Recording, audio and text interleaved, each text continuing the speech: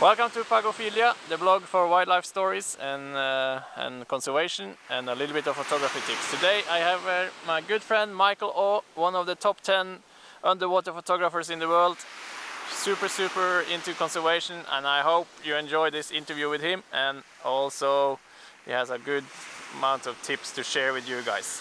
So, hope you enjoy it. And Enjoy. Good. Thank you.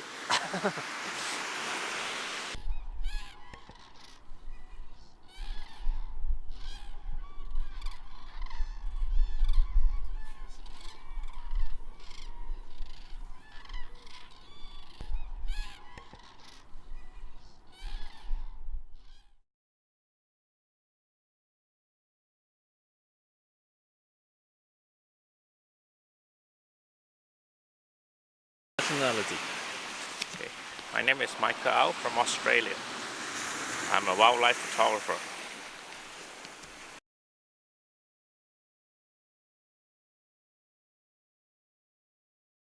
I started wildlife photography in 1990 and mostly doing underwater stuff, shooting wildlife top on land about 1995 with elephants and cheetah and lions, but started coming to the Arctic in year 2001.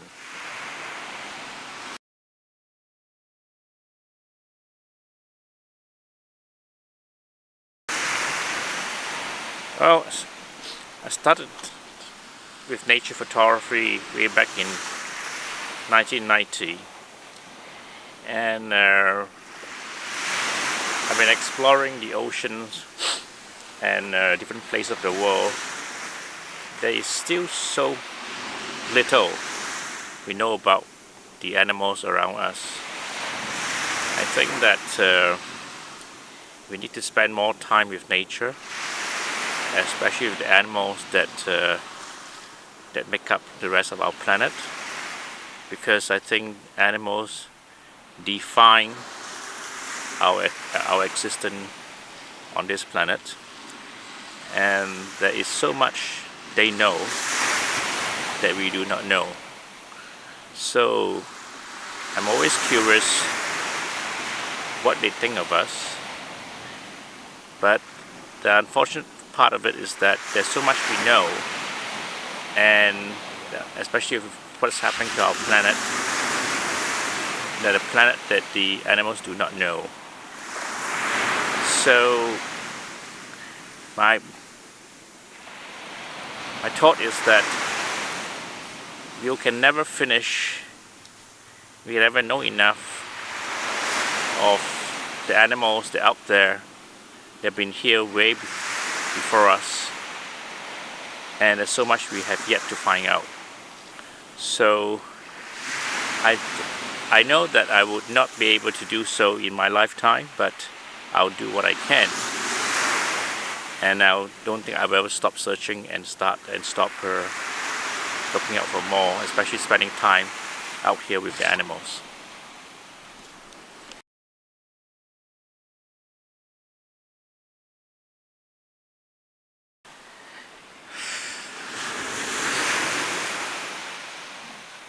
I use my photography as a tool to tell stories, and also to bring back the nature of the animals, and to show people and share what these animals are all about. So I'm more of a documentary photographer than an artistic photographer, because I record the moments that sometimes very difficult to capture on with cameras, with our lenses, but we capture in my mind. So the challenge to interpret that with my photography. And I think that with the power of our pictures, we can cause to change behavior and inspire greater love for our planet, for the animals around us. So I'll really describe myself as a documentary photographer, and hopefully with my pictures I tell a story and cause to change behavior.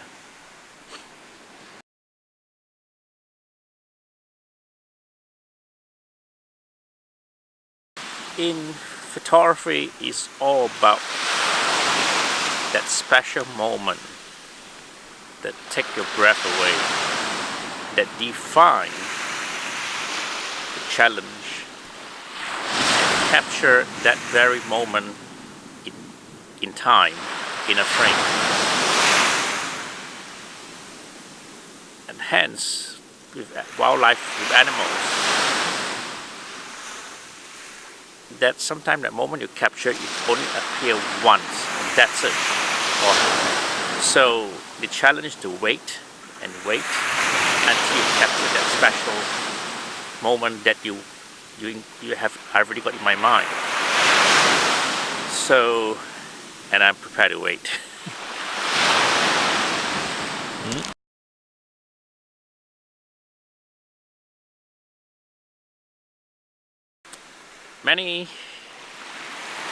Anyone can be a photographer. You buy a camera, you go out, you take the pictures, and photography has never been easier ever before. But a photograph must tell a story, and that picture must thrill the senses and inspire that wow factor. So we have to look out for that moment, look out for the story, and that interpret that in your picture.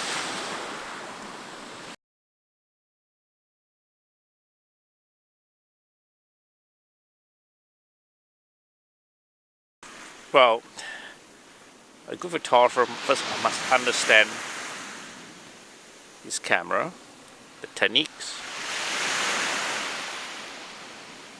and then the skill to create a good picture.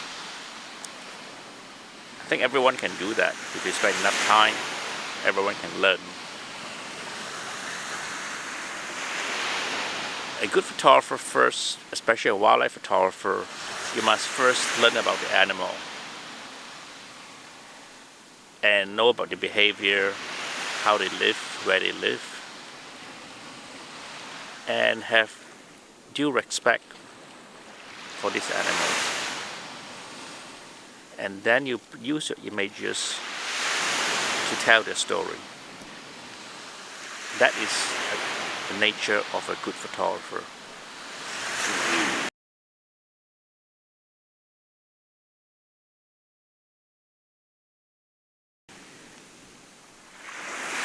Indonesia is a place that my career begins, especially with marine life and coral reefs. But the challenge of shooting in an environment that bring us closer to the elements, it will be South Africa, because there I can be the whales and the sharks and the dolphins, and then I have to go to Galapagos, where I can see evolution in motions, where I can see how the tortoises have evolved to different islands, the finches, and then of course all the birds' life as well. But I think everyone should go to the poles, whether the North Pole or the South Pole, whether the Antarctic or the Arctic, because these are the last frontiers, last wilderness, and there's nowhere else on our planet but the poles. We can feel the magnetic pull of the planets, especially of the animals. So I think everyone should go to the poles.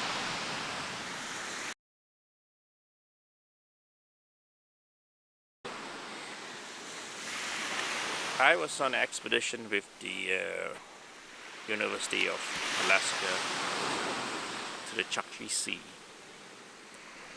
Chukchi Sea is the Arctic of the America. You go up the Bering Strait into an area that's very fast, expansive sea ice. There's no tourist ship there, there's no commercial traffic there, but it was just us on the icebreaker. We are there to study the effect of climate change, the effect of invasive species from the Pacific Ocean into the Arctic Ocean. So we were recording live from above, on water, and in deep water. In a span of 42 days, we found 26 new species. Not just new species, some are in new genera, new families. And it's astonishing to know that there is so much we have yet found. And it's frightening to know that we will lose so many species yet to be discovered in this space of time of climate change. And for 42 days, we did not see any other ship or anyone except the people that were with us, and polar bears, walruses, birds, tenifloras in the ocean. It's a very special part of our world that I'm very fortunate to be part of the expedition.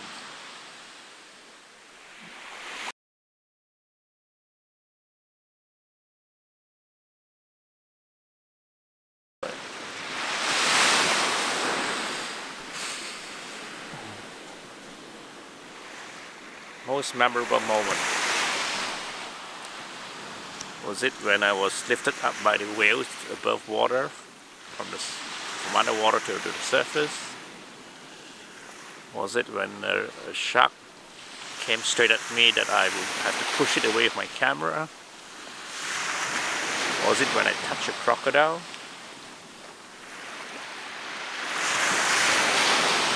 There are many moments that are very special to me, and each time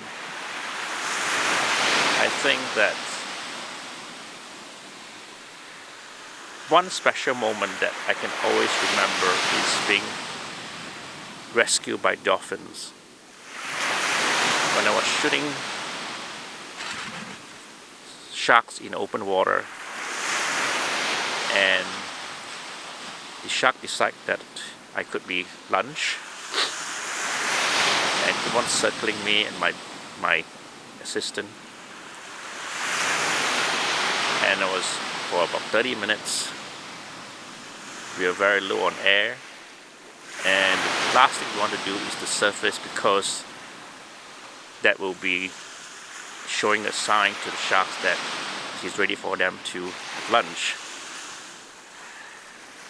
So we are drifting away in open water, losing, our position, and running low on air. And suddenly 6 dolphins came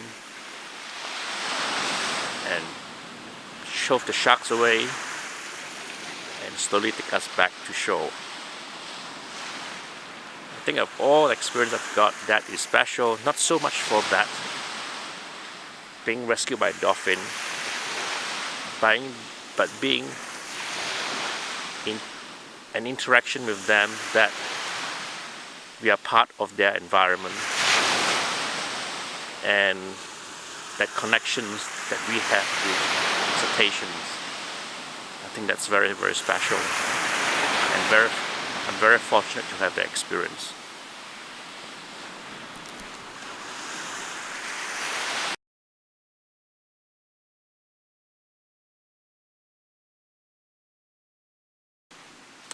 Photography to me is always a tool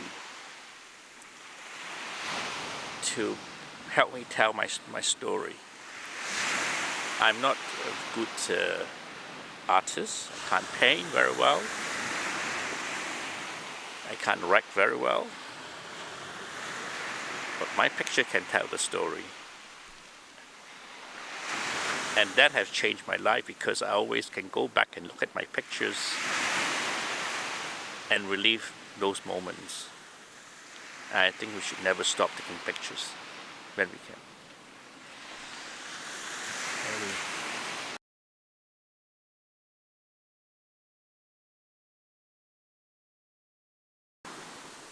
I like to do things that not many people have done. I don't really like to follow and repeat successful projects or images. But the most recent challenge is to shoot the spawning of 20,000 grouper in French Polynesia, on an atoll called Fakarawa. This has been a relatively new discovery and only been broadcast very recently by BBC Blue Planet 2. So I've been working on it for the last 4 or 5 years. I have relatively successful on one day this year, whereby I got the spawning in the morning. But I think I have to go back and get the mother loads when the grouper are spawning and the sharks are feeding around them. So it's something that not many people have seen before. But having said that, I think the most important thing that we have to do now is to document what we have now before we lose them. So my next project is to document a baseline survey of Raja Ampat, which is the heart of the coral triangle. I can't do it myself, that's why I'm bringing a big team there to do this, and hopefully we'll have a good record, or like a report card of the biomass and the marine species we've got in that area before we lose them.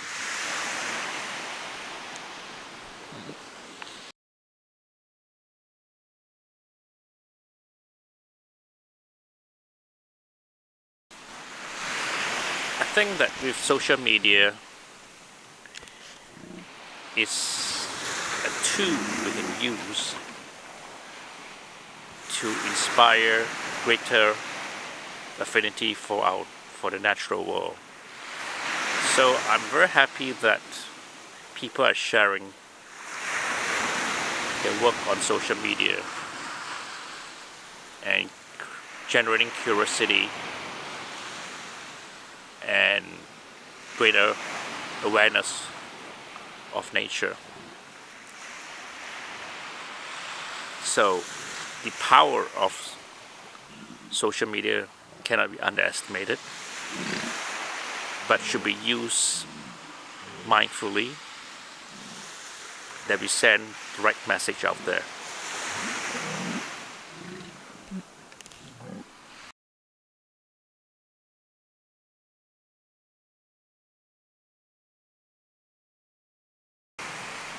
I don't call it problems, because as long as everyone have respect for the animals, have respect for each other.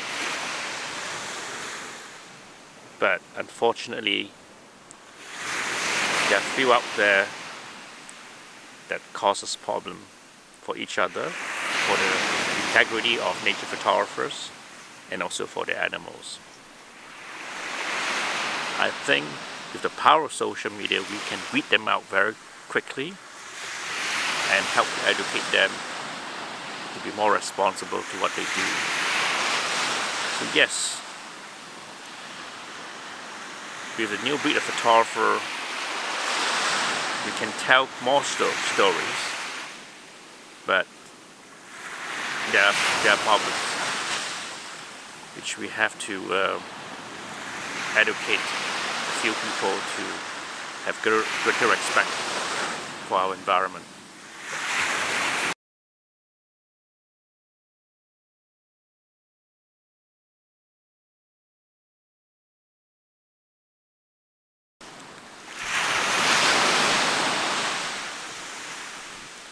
With the advent of digital camera and now super file size camera, we're able to do what we're not able to do before in terms of storytelling and capturing images that we were not able to capture 50 years ago or even 10 years ago.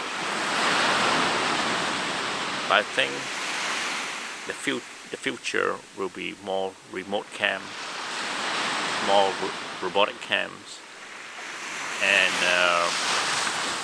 to take us to the next level, getting closer to the animal without changing their behavior, recording in their natural habitats without being too invasive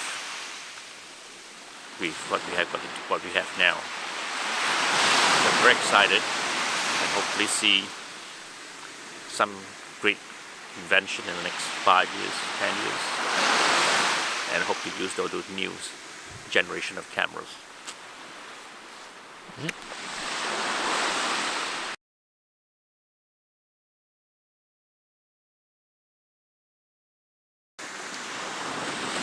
Buy the best camera you can afford. There's no point spending $10,000, $20,000 going out there on a trip of your lifetime and you can't bring the images back with the limitation of your tool.